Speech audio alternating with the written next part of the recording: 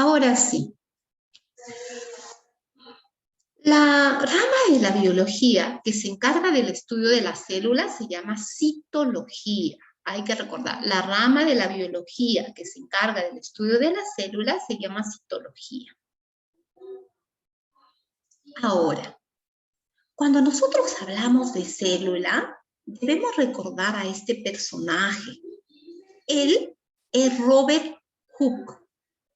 Y fue el primer hombre, el primer científico que nombró a esta unidad fundamental de la materia.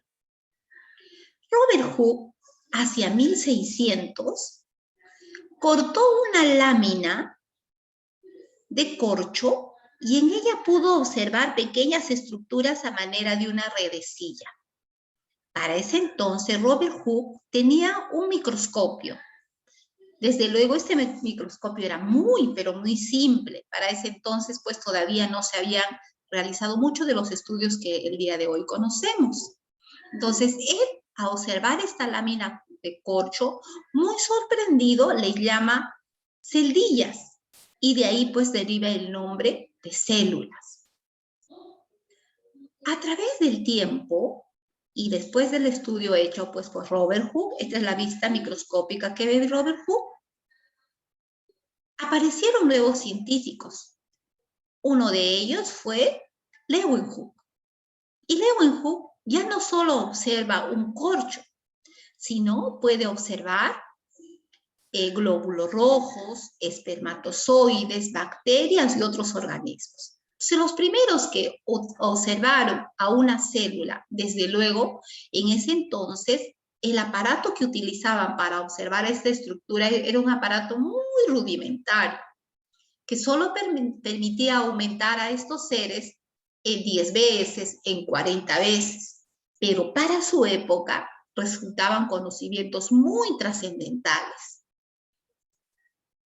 Entonces, ¿qué debemos recordar de la historia relacionada a la célula? Debo recordar que en 1665, Robert Hooke fue el primero en observar a una célula en una lámina de corcho. En 1674, Leeuwenhoek pudo observar glóbulos blancos, glóbulos rojos, espermatozoides y algunos microorganismos que se podían encontrar en el agua contaminada. En 1831, Robert Brown descubre que esta estructura llamada célula, desde luego, desde 1600 a 1800, el microscopio ya fue mucho más especializado. Ya no solo aumentaba en 40 veces lo que yo quería ver, aumentaba mucho más.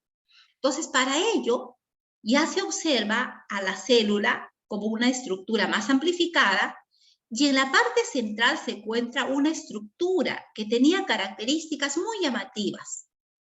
Y a esa característica se encarga de estudiar Robert Brown y descubre el núcleo de la célula.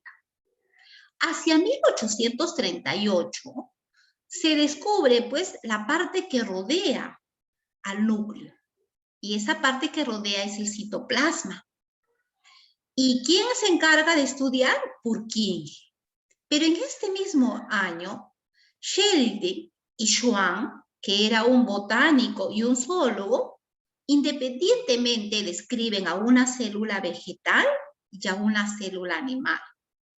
Ya hacia 1855, Virchow, un científico, dice, toda célula proviene de una célula preexistente. Todos estos aportes hechos por estos científicos constituyen la teoría celular, que se empezó a describir desde 1665 hasta 1855.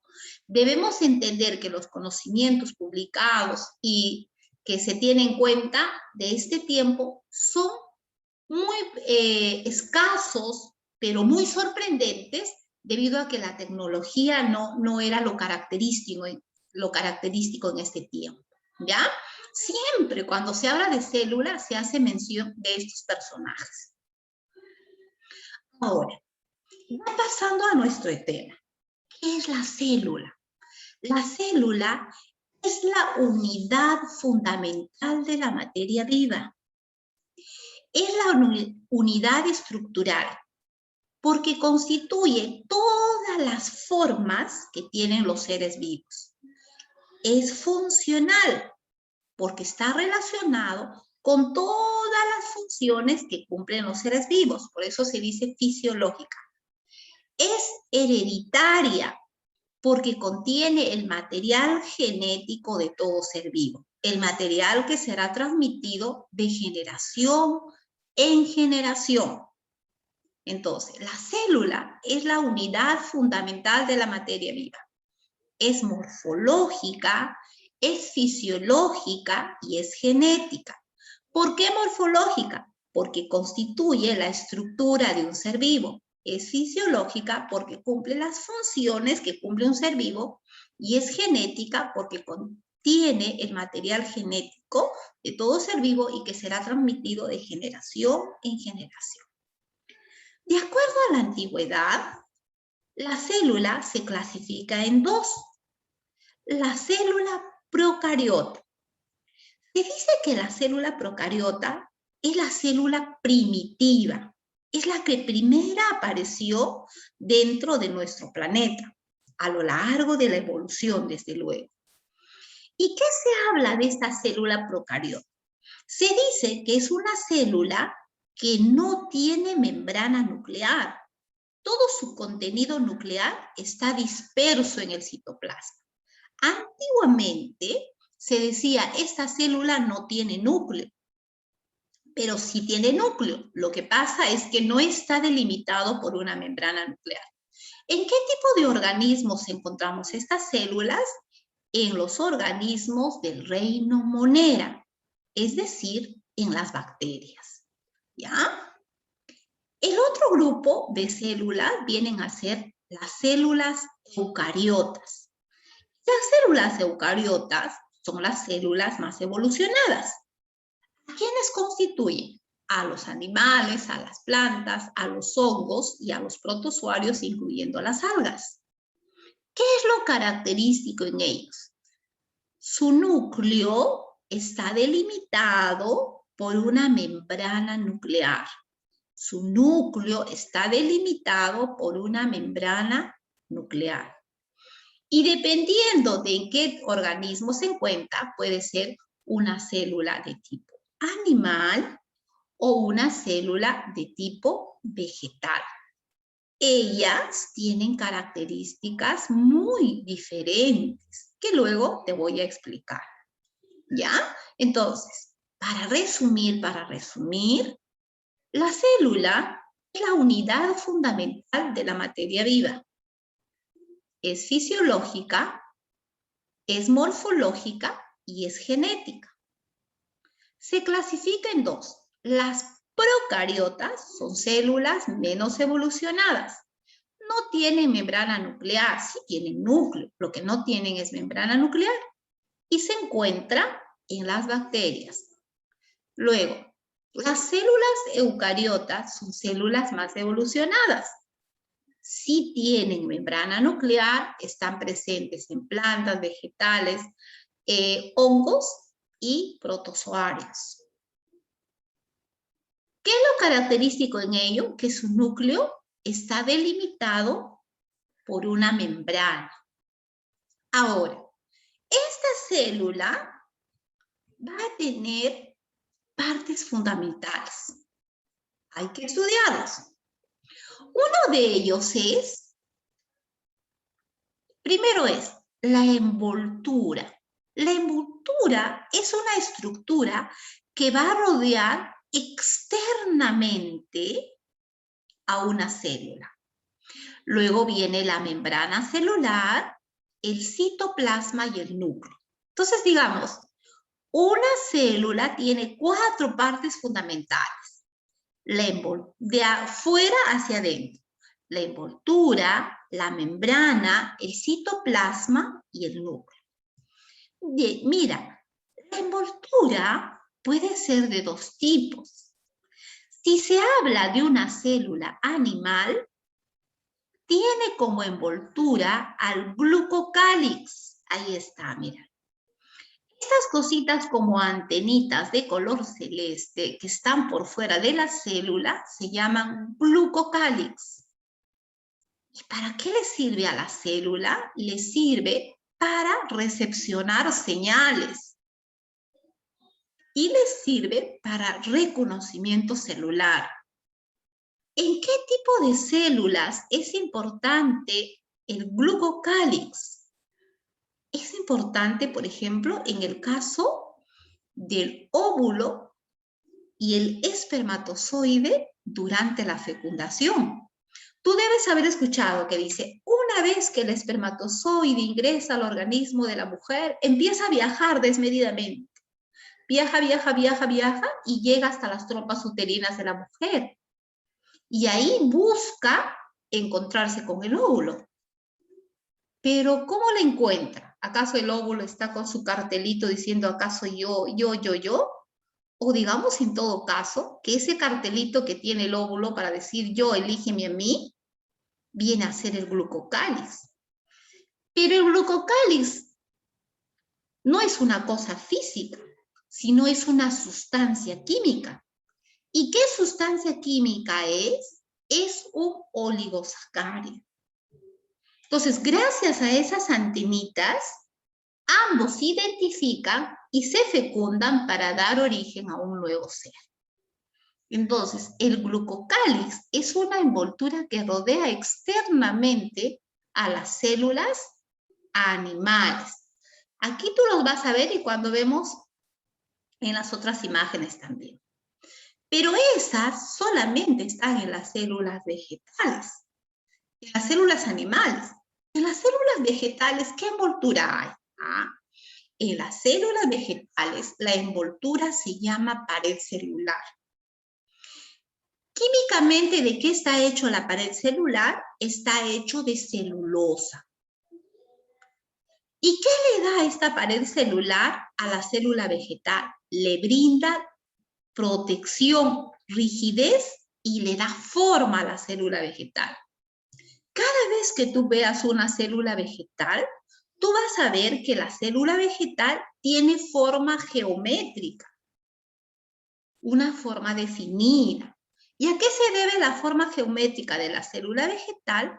A la presencia de la pared celular. Eso siempre debes recordar. Han habido preguntas de examen de admisión respecto a ello. ¿Ya? Entonces, la envoltura que recubre externamente a las células vegetales se llama pared celular. Seguido, dentro de la célula existe otra membrana. Esta membrana es la membrana que recubre a la célula y se llama membrana celular. Y también tiene una composición química. Está constituido por glúcidos, por lípidos y por proteínas. Y forma una doble capa alrededor de la célula. ¿Ya? Ahora, esta doble capa que está acá, mira, esta es la membrana, desde luego está agrandada. Este de acá que tú ves, eso de ahí, por ejemplo, que está por fuera, esa se llama, ese es el glucocálix. Pero esta membranita que está acá es la membrana celular. Pero la membrana celular es una membrana que va a permitir el paso hacia adentro de todo lo que la célula necesita y hacia afuera de todo lo que la célula no le sirve. Entonces, ¿cuál es la función de la membrana celular? Compartimentalizar, ¿qué significa? Separar el lado interno del lado externo y el otro es permitir el transporte hacia adentro y hacia afuera de lo que la membrana necesita o de lo que la membrana ya no necesita. Por eso es muy importante la membrana celular. Ella va a seleccionar lo que le sirve y no le sirve a la célula para que ella se mantenga con vida. Luego viene el citoplasma. Aquí ya podemos ver. Y el citoplasma es un fluido coloidal. No es ni sólido, no es ni líquido. Y dentro de ella están suspendidos los órganos de la célula. Hay un órgano para la digestión, hay un órgano para la respiración, hay un órgano para la excreción, hay un órgano para la reproducción. ¿Por qué tiene todos ellos? Porque es un ser vivo. Pero en el caso de la célula, al ser microscópica, sus órganos no se llaman órganos, se llaman organelas. Y aquí están todas las listas de organelas, ¿ya? Y quienes están en las células procariotas, quienes están en la célula animal y quienes están en la célula vegetal, ¿ya? Ahora, hacia la parte central de la célula está el núcleo. Y este núcleo es una estructura muy importante. Generalmente es esférico. ¿Y por qué es importante? Porque aquí dentro de ella, en estos filamentos que tú puedes observar, se encuentra descrito todo el material genético de una persona. Cada una de nuestras células contienen ese material genético que es único en cada persona. ¿Se parece al de mi papá o al de mi mamá? Tu material genético resulta de la combinación de tu papá y de tu mamá, de los dos. Ahí están enrolladitos.